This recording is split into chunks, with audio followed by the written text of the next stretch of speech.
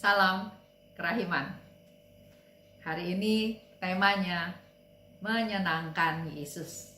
Kita bisa baca di 1563. Pada saat itu juga, aku melihat diriku sendiri seperti di dalam suatu istana. Jadi ini Suster Faustina lagi sharing ya. Dan Yesus mengulurkan tangannya padaku, mendudukkan aku di sampingnya dan berkata dengan ramah, "Mempelaiku, dengan kerendahan hatimu, engkau selalu menyenangkan hatiku." Ini satu konfirmasi yang dikatakan oleh Yesus kepada Suster Faustina. Bukan hal-hal besar yang dia lakukan, tapi dengan kerendahan hatimu. Pasti dia nyatakan, dia lakukan dalam hidup dia sehari-hari. Dan yang dikatakan oleh Yesus, dengan kerendahan hatimu, engkau selalu menyenangkan aku. Jadi kalau kita juga mau menyenangkan Yesus, lakukanlah kerendahan hati. Coba lihat apa yang dialami oleh Suster Faustina.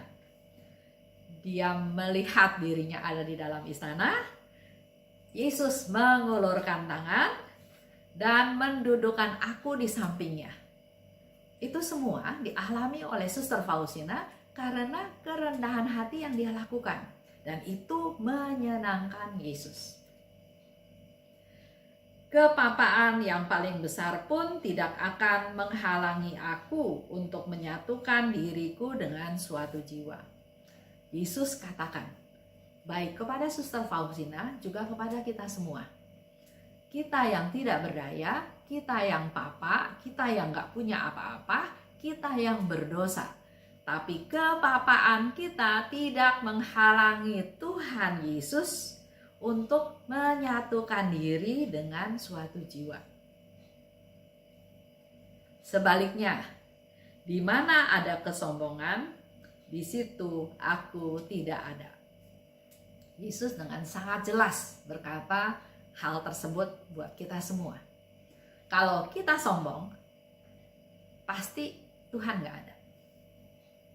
Tapi sebaliknya, kalau kita rendah hati, Tuhan menjadi senang. Dia membuat kita ada di istana, suatu suasana, suatu situasi yang menyenangkan. Bahkan Yesus mengulurkan tangannya, mengajak kita duduk di sampingnya. Itulah yang dilakukan oleh Tuhan untuk orang-orang yang rendah hati.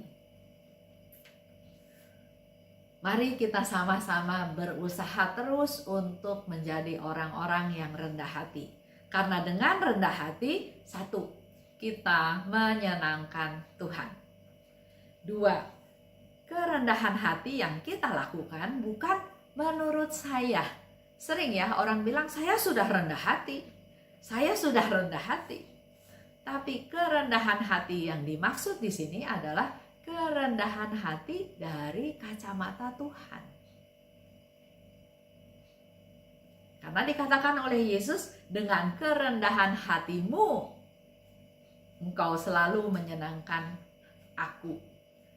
Jadi yang menilai itu Tuhan, bukan kita.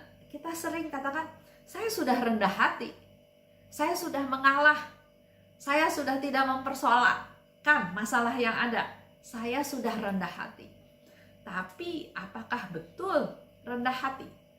Atau sebaliknya itu satu kesombongan? Ada satu cerita ya, ada seorang teman, dia merasa kok dia dikeluarkan dari grup. Dia protes, dia komplain. Kenapa saya dikeluarin dari grup WA ya? Ya otomatis adminnya juga jadi bingung. Siapa yang mengeluarkan dia, kenapa dia dikeluarkan ya. Jadi dicek ya, dicari tahu. Ternyata tidak ada yang mengeluarkan dia. Yang terjadi adalah mungkin dia salah pencet. Justru dia yang mengeluarkan dirinya sendiri dari grup WA tersebut. Tapi awalnya ya dia komplain, dia marah-marah. Kita jelaskan bahwa nggak ada yang keluarin kamu. Kamu yang keluar sendiri, bukan kita yang keluarin. ya mungkin saya salah, tapi saya mau masuk lagi. Karena dia yang keluarkan, otomatis tahapan masuk laginya tidak semudah asal invite. Mungkin harus tunggu 1-2 hari. Tapi mungkin yang jadi permenungan adalah evaluasi diri. Karena pada saat dia katakan saya nggak keluar, siapa yang keluarkan saya, kan sudah mulai menuduh. Apakah itu sifat kesombongan? Atau dia katakan, oh ya saya salah, saya sudah tua, mungkin saya salah pejet. Apakah itu sudah pengakuan kerendahan hati? Atau minta supaya kita menerima excuse dia? Itu semua proses ke diri masing-masing. Apakah saya sungguh sudah rendah hati? Nah, kerendahan hati itu bukan dari kacamata saya, tapi dari kacamata Yesus. Walau papa, walau tidak berdaya, walau tidak bisa apa-apa, walau berdosa, tapi hal itu tidak menghalangi Tuhan untuk bersatu dengan jiwa tersebut. Kalau jiwa tersebut menyadari kesalahannya, jiwa tersebut menyesal dan bertobat. Dan yang keempat, Yesus dengan jelas katakan, sombong, aku tidak ada di sana. Itu aja yang menjadi renungan kita hari ini. Terima kasih. Salam kerahiman.